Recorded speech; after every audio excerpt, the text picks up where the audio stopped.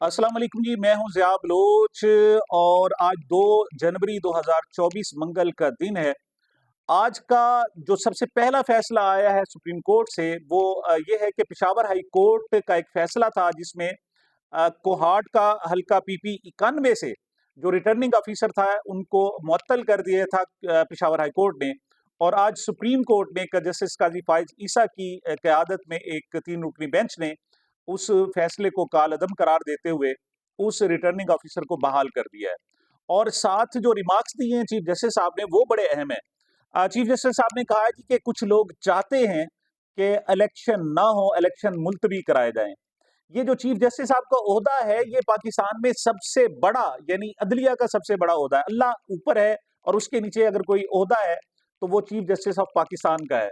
लेकिन chief justice Qazi Faiz ईसा साहब जब से इस ओहदे पर मुतमक्किन है, सिर्फ़ एक जमात ऐसी है जो बहुत खुश है, बल्कि उससे पहले वो इंतज़ार कर रही थी और वो कह रही थी कि जब तक काज़ी साहब खुद नहीं आएँगे, उस वक़्त उनकी जमात को कोई इंसाफ नहीं मिल सकता। लेकिन अब उनके आने के बाद वो जमात तो बहुत खुश है, मुस्लिम लीग नून बहुत खुश है, मियाँ नवाज़ शरीफ साहब बहुत ज़्यादा खुश हैं। लेकिन एक-एक करके जो दीगर जमातें हैं, दीगर लोग हैं, आम शहरी हैं, उनमें मायूसी फैलना शुरू हो गई है। और ख़ास तौर पर इसी फैसले को देखें तो ये क्या है कि एक रिटर्निंग ऑफ़िसर को उन्होंने जो मुअत्तल था, उसका कुछ न कुछ तो उसकी ख़ामियाँ होंगी, कुछ न कुछ वजूहात होंगी, लेकिन उसको दूसरी साइड के मौक़िफ़ को सुने बगैर ही उनको बहाल कर दिया।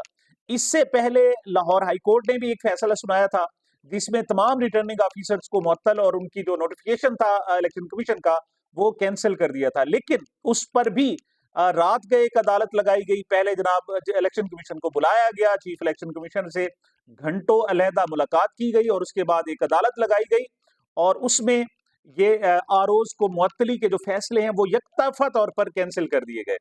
अब लोग ये नहीं कह रहे कि आप ये फैसले क्यों करते हैं, लेकिन लोगों की सिर्फ सोच और ख्याल ये है कि आप ठीक है, आप चाहते हैं कि इलेक्शन हो और इलेक्शन होना ज़रूरी भी है। और ख़ास तौर पर जो पाकिस्तान तहरीक-ए-इंसाफ है, उसका तो 16-18 माह से ये दरीना मुतालबा है कि खुदा के लिए इलेक्शन कराए जाएँ। लेकिन इलेक्शन नहीं कराए गए। वो चाहती है कि जब तक इलेक्शन नहीं होंगे, इस सूरत-ए-हाल से ना मुल्क निकल सकेगा, ना तहरीक-ए-इंसाफ निकल सकेगी, ना इमरान खान साहब निकल सकेंगे। लेकिन इलेक्शन कराने का ये तरीकाकार नहीं है कि आप धांधली को खुली छूट दे दें और इजाज़त दे दें कि जो शख्स जो मर्ज़ी करता रहे और ख़ास तौर पर रिटर्निंग ऑफ़िसर जो मर्ज़ी आए वो अपना कमाल करते रहें। यहाँ सूरत-ए-हाल ये है कि सिर्फ़ इलेक्शन वक़्त पर यानी 8 फरवरी को कराने पर, ये भी वक़्त पर नहीं है, ये ऑलरेडी लेट हो चुके हैं।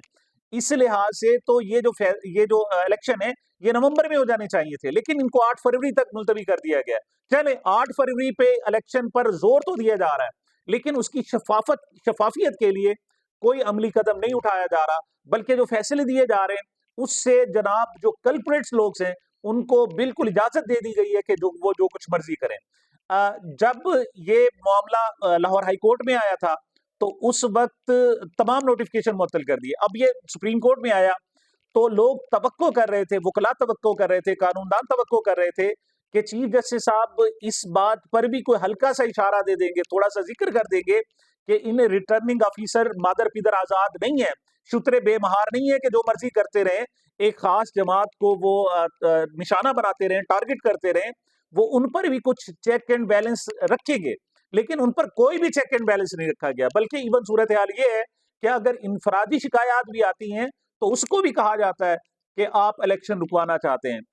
इस पर सवाल ये उठाया जा रहा है कि ठीक है चीफ जस्टिस साहब वक़्त पर इलेक्शन कराना चाहते हैं, लेकिन क्या वो चाहते हैं कि इलेक्शन को मुतनाज़ा करार दे दिया जाए और उसे कोई भी कबूल ना करे? जिस तरह 8 फरवरी को इलेक्शन कराना ज़रूरी है, इसी तरीके से उनका शफ़ाफ़ होना भी ज़रूरी है। लेकिन चीफ जस्टिस साहब के अब तक के फैसलों से ऐसा नज़र नहीं आ रहा। इलेक्शन की शफ़ाफ़ियत के हवाले से पीपल्स पार्टी समेत मुख्तलिफ जमातें तो बात कर रही थी, लेकिन इस वक़्त पीटीआई 2 तरीके से फँसी हुई है। वो तो ये भी चाहते हैं कि आप इलेक्शन करा दें, बेशक रिग्ड इलेक्शन कराएँ, लेकिन इस हद तक भी रिगिंग नहीं होनी चाहिए कि दुनिया को नज़र आए। अब सूरत-ए-हाल ये है कि ये धांधली होते हुए पूरी दुनिया को नज़र आ रही है। जिस तरीके से आरओज़ का रिटर्निंग ऑफ़िसर्स का कंडक्ट रहा है और जिस तरीके से उन्होंने बल्क लेवल पर सिर्फ एक ही जमात के कागजात नामजदगी मुस्तरद किए हैं, उस पर बहुत सारे सवाल उठना शुरू कर हो गए हैं। पीटीआई तो इस पर बात करती रहती है, लेकिन इस मर्तबा free and fair election network, जिसे फॉफन भी कहा जाता है, उसने भी आकर कहा है।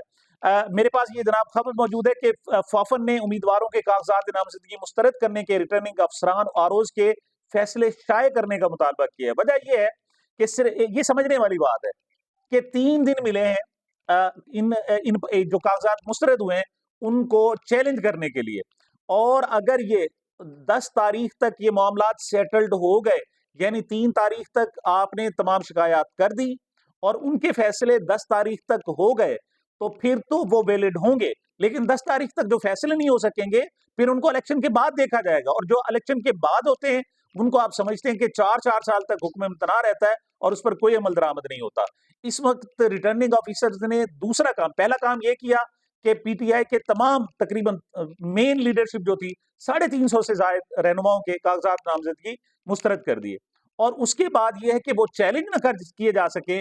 आज 2 तारीख हो चुकी है, 2 जनवरी हो चुकी है, लेकिन उनके मुस्तरद करने के फैसले नहीं दिए जा रहे, उनकी कापीज नहीं दी जा रही, जिस पर फॉफन ने कहा है कि खुदा के लिए आप कम से कम ये जो आपने जो अच्छे बुरे गंदे जो भी फैसले किए हैं उनकी कम से कम कॉपी तो दे दें लोग, ताकि अगले फोरम पर तो जा सके।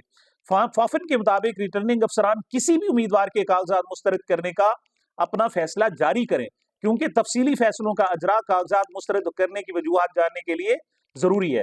फॉफन का कहना है कि मजबूत जवाबित के खिलाफ कागजात नामजदगी मुस्तरद होने पर इलेक्शन कमीशन इख्तियारात का इस्तेमाल करे। फॉफन ने कहा कि खिलाफ ज़ाब्ता कागजात मुस्तरद करने पर इलेक्शन कमीशन मुतल्लिका अफसर के खिलाफ कार्रवाई कर सकता है। मतलब क्या है कि एक रिटर्निंग ऑफिसर ने बिल्कुल ही गलत अगर किसी के कागजात मुस्तरद किए तो उसके खिलाफ भी कार्रवाई हो सकती है।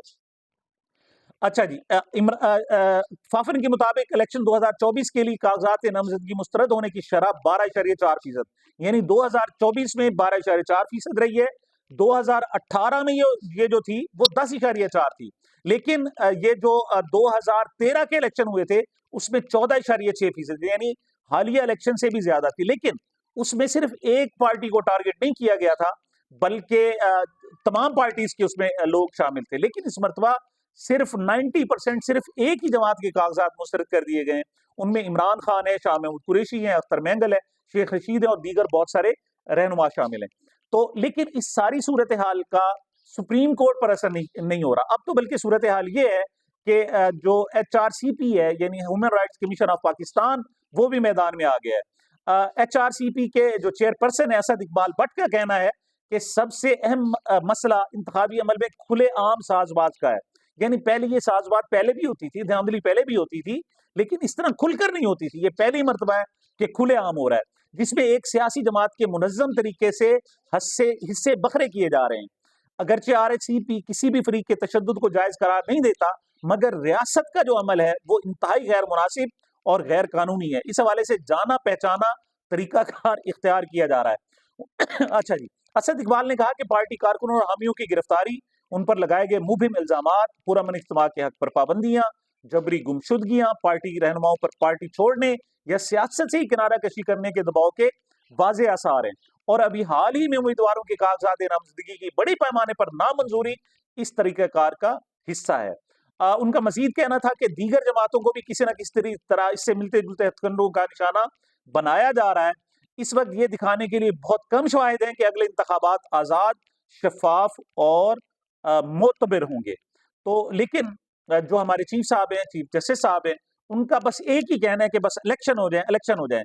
अब जब आप किसी एक कल्प्रिट को छोड़ देते हैं और वो कहते हैं नहीं जी, ये जो कुछ करता है करने दो, उसको तो खुली छूट मिल जाती है, वो फिर ये समझता है कि मुझसे कोई पूछने वाला है। जब मुझे सुप्रीम कोर्ट ने कहा है कि जो मर्जी करो, बल्कि एक लफ्ज तक नहीं कहा, कोई पाबंद तक नहीं किया गया कि अगर आपकी शिकायत होंगी तो आपके खिलाफ कार्रवाई होगी, सिर्फ फैसले में इस हद तक कह दिया जाता है, चले जबानी कह दिया जाता, तो फिर भी ये आरोज कुछ पाबंद होते और कुछ ख्याल करते। लेकिन अब तो उनको बिल्कुल छोड़ दिया गया है। इसी तरीके से जनाब शरीक chairperson human rights commission of Pakistan Muneeze Jahangir का कहना है कि एक पार्टी के साथ नारवा सलूक किया जा रहा है। पार्टी वर्कर्स की गिरफ्तारियां, नुमाइंदों पर दबाव डालना, मुस्तफी होने पर आमादा करना और फिर जबरदस्ती प्रेस कॉन्फ्रेंसेस कराए जाने जैसे इकदाम किए जा रहे हैं। रियासत का रद्द अमल गैर मुनासिब और गैर कानूनी है। ये मुनीज़े जहांगीर कौन है जनाब? आप जानते हैं, हमारे यहाँ जनाब आसमा जहांगीर साहिबा थी, एडवोकेट थी और ह्यूमन राइट्स की एक बहुत ही मोतबर किस्म की आवाज़ थी। उनके इंतकाल के बाद उनकी ये जी बेटी हैं, बुनियादी तौर पर जर्नलिस्ट हैं और आज टीवी पर अपना एक प्रोग्राम भी कर रही हैं। लेकिन ह्यूमन राइट्स के साथ उनका एक जनाब अब भी एक इश्तराक अमल है, वो इस हवाले से बात करती रहती हैं।